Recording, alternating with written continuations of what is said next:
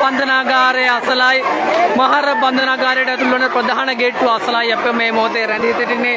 මේ මොහොත වෙන විට මහර බන්ධනාගාරයේ රැඳවියන්ගේ ඥාතීන් විශාල ප්‍රමාණයක් මේ ස්ථානයට එක්ව තිබෙන ආකාරය අපට දැනගන්නට පුළුවන්.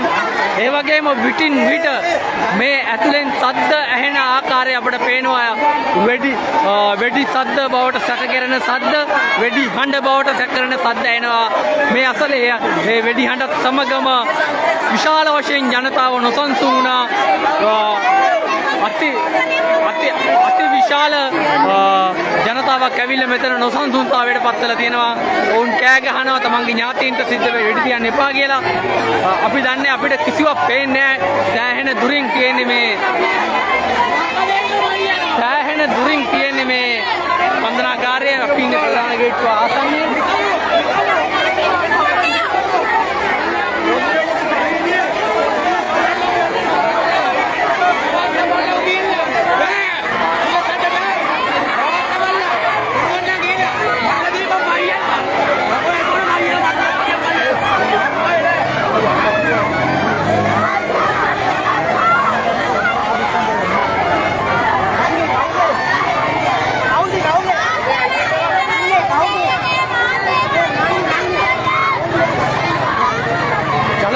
රථයක් ගේනවා මේ ස්ථානයට.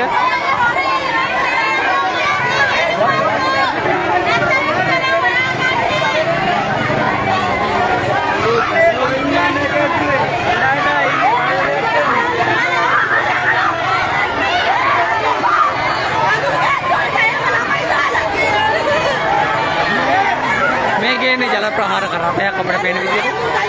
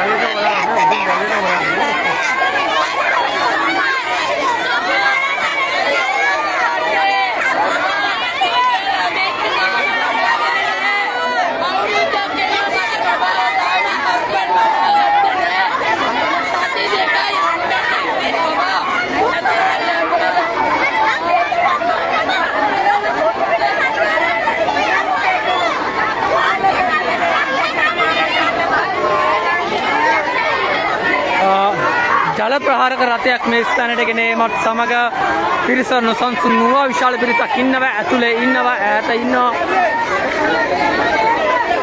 ඒ වගේම විටින් විට වෙඩි හඬ ඇහෙනවා මේ ස්ථානයේ.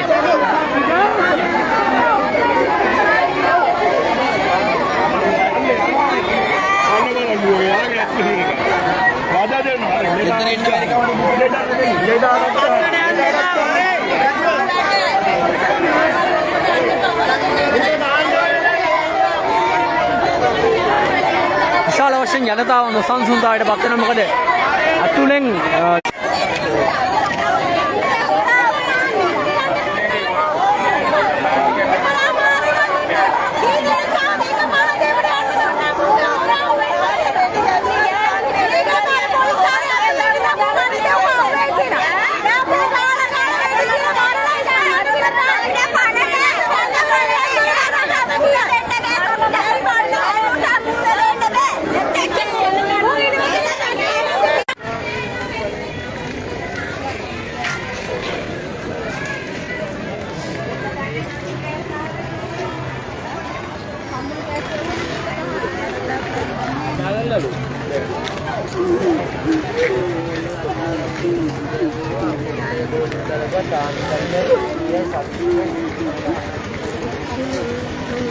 යන්නේ මං ආවෙ කොහොමද කියලා.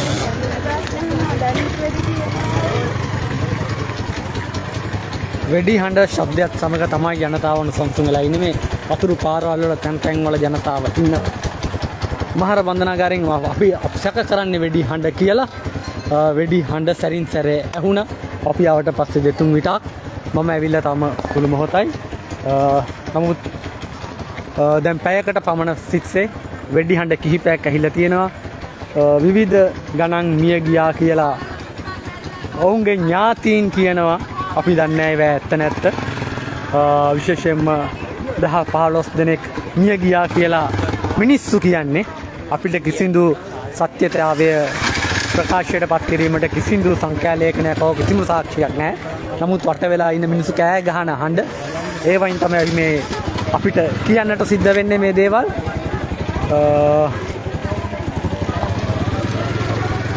වෙඩි හඬ ඇහුණත් එක්කම මිනිස්සු කෑ ගහන්න පටන් ගන්නවා.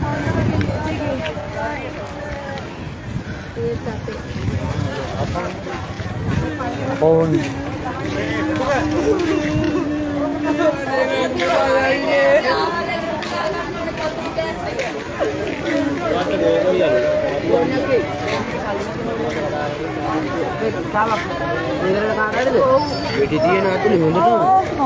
ඇතුලේ ආරංචි තියනවද පුතේ?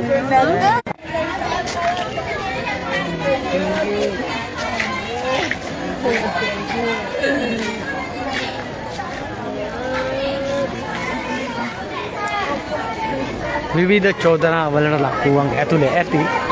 කෙසේ නමුත් ඔවුන්ගේ ඥාතීන්ට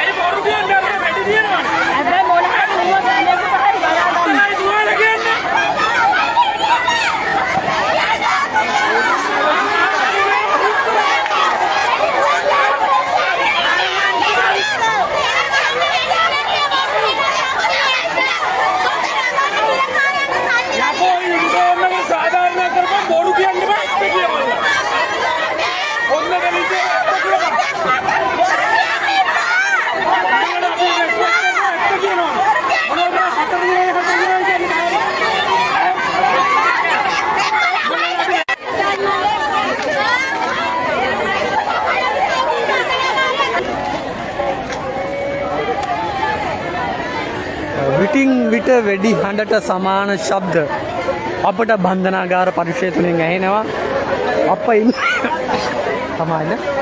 අප ඉන්නේ මහර බන්ධනාගාරයට පිවිසෙන ප්‍රධාන රැඳවියන් බලන්නට මේ යන්න දෙන ප්‍රධාන ගේට්ටුව ආසන්නෙන් එතනින් එහාට යන්නට කිසිදු අවසරයක් කිසිම පුද්ගලයෙකුට ලැබෙන්නේ නැහැ.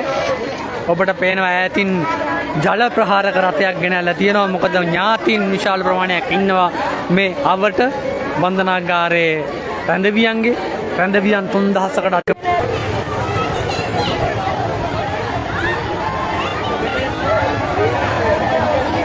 බන්ධනාගාරයේ දෙසට විශේෂ ආරක්ෂක රථ ගෙන එනවා. මේ මොහොතේදී තවත් මෙවන විට තවත් අපිට පේනවා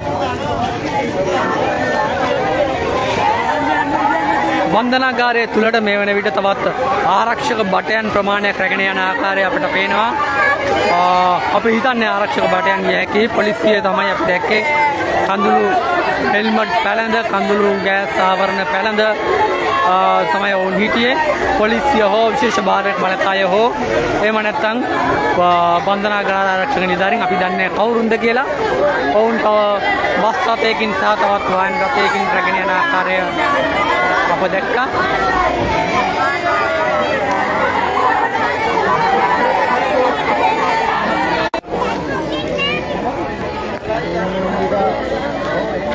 දුරකථන මාර්ග අවහිරතා නිසා විශාල ප්‍රමාණයක් මේ ස්ථානයේ ඇදී සිටින නිසා පිටින් විට සම්බන්ධතා බිඳ වැටෙනවා.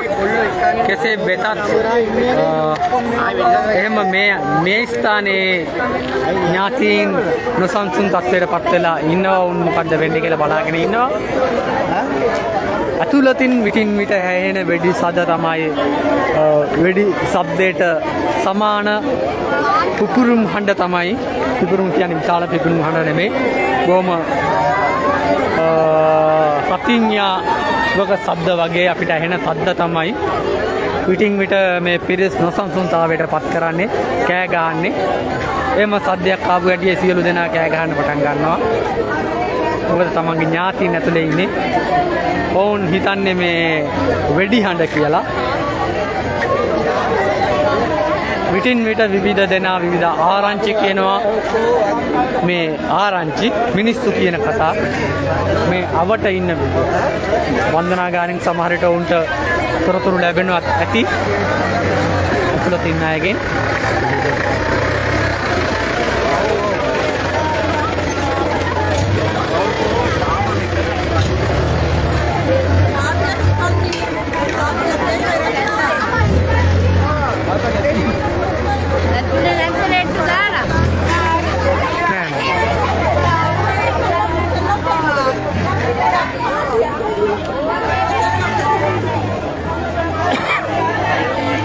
ජනතාව විටින් විට කියන කතා තමයි අපිට ඇහෙන්නේ. ඔවුන් කියනවා වෙඩි කියලා. නමුත් අපිට ප්‍රසිද්ධ වෙලා තියෙන්නේ 4 දිනකට තුවාලයි කියලා. නමුත් අප දන්නේ නැහැ කුමක්ද සිද්ධ වෙන්නේ කියලා. සිද්ධ වෙලා තියෙන්නේ කියලා. මොකද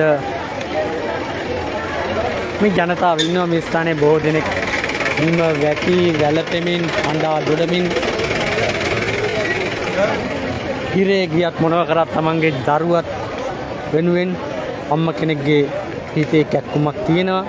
තාත්තා කෙනෙක්ගේ හිතේ කැක්කුමක් තියෙනවා. ඒ නිසා තමයි ඔවුන් මෙතනට ඇවිල්ලා කෑ ගහන්නේ. විශේෂයෙන්ම අම්මලා තමයි වැඩියෙන් ඇවිල්ලා ඉන්නේ. තරුණ පිරිස ඉන්නවා. තමන්ගේ සහෝදරයෝනේ තාත්තලා ඉන්නවා. ඇතැම් අය ආවේගශීලී වැක්කිරෙන නිසා ඔවුන් මේ ස්ථානෙන් අදගෙන යනවා කෑ ගහනකොටම කට්ටියක් ඇවිල්ලා. මොකද මෙතන ගැටුමක් ඇති වුණොත් යම් ආකාරයකින් විටින් විට පොලිසිය වෙත සුළු ප්‍රහාර උඩා ප්‍රමාණයේ ගල් මුගුරු වලින් පහර දීම් ඊටම 2-3ක් වගේ අපිට දකින්නට ලැබෙනවා. ඒ වනියන් ඒ වෙඩි හඬත් සමගම මිනිස්සු ඇති වෙලා එන ආවේගශීලී දේවල් මිසක් පොලිසියත් සමග ගැටුමකට නෙමෙයි ඔවුන් සූදානම් වන්නේ. Tamanට වෙඩි හඬ ඇහෙනකොටම වෙඩි හඬට සමාන ශබ්ද ඇහෙනකොටම ඔවුන් කලබලයට පත් වෙලා නොඑක ආකාරයෙන් ප්‍රතිචාර දක්වන්නට පටන් ගන්නවා. මේ අවට බොහෝ තැන්වල ඒ පිරිස් රැඳී ඉන්නවා. ඔවුන් එනවා යනවා තමන්ගේ ඥාතියට සිද්ධ වෙච්ච දේ පිළිබඳව තොරතුරක් දැනගැනීමේ බලාපොරොත්තුවෙන් තමයි ඒ හැම කෙනෙක්ම මේ ස්ථානයේ ඉන්නේ. ඉතින් මෙයයි මේ මොහොතේ බන්ධනාගාරයේ අසබඩ තත්ත්වය. එළියේ තත්ත්වය තමයි අපි දන්නේ. ඇතුලේ සිද්ධ වෙන දේ පිළිබඳව කිසිදු නිශ්චිත තොරතුරක් අපට වාර්තා වෙලා නැහැ මේ වනතෙක්. නමුත් ඇතුලෙන් සබ් දෙනවා. යම් රැඳවියෙක් බලන්නට ගිහිපු කෙනෙක් ඒ සිදුවීම් ආසන්නයේ සිද්ධ වෙච්ච කෙනෙක් කාන්තාවක් අපත් සමග අදහස් දැක්වුවා. ඇය කියපු තොරතුරු අනුව ඇය කියපුවා අපි දන්නේ නැහැ කොතරම් සත්‍යද හෝ කොතරම් විශ්වාස කරන්න පුළුවන්ද කියලා. ඇය කියපු තොරතුරු අනුව හිටි හැටියේ බන්ධනාගාරයට උන්යාගේ ඥාතිය බලන්න තමයි ගිහිල්ලා තියෙන්නේ. හිටි හැටියේ බන්ධනාගාරය ඇතුලෙන් කෑ ගැසීම් කිහිපයක් ඇහුණා. බන්ධනාගාරය ඇතුලේ කෑ ගැහිම් ඇහෙනකොට උන් බැලුවා මොකද්ද වුනේ කියලා. එතකොට දැකලා තියෙනවා රන්දවියන් කිහිප දෙනෙක් වහල උඩ ඉන්නවා. ඉතින් එතකොටම උන් සියලු දෙනාම ඒ බන්ධනාගාර පරිශ්‍රයෙන් එළියට එවනකොට ඒ අවස්ථාවේදී ඔවුන්ට වෙඩි හඬ ඇසුණු බව තමයි ඔවුන් කිව්වේ. ඉතින් අපි දන්නේ වෙන මොනවත් ඒ මිනිස්සු කියන කතා ඒ කාන්තාවන් කියපු කතාවක්. ඉතින් මේ එකේ දෙන්නේ හරි අතුට යනවා අපි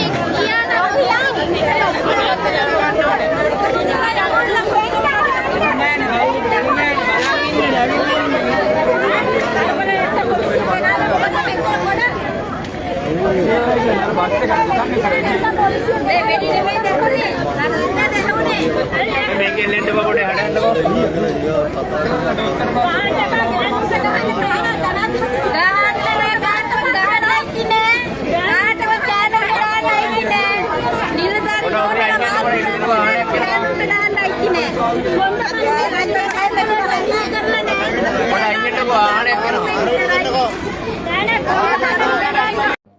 SJ Media ශ්‍රී ලංකා සමග දිගටම රැඳී සිටින්න. ඔබට සුබ දවසක්.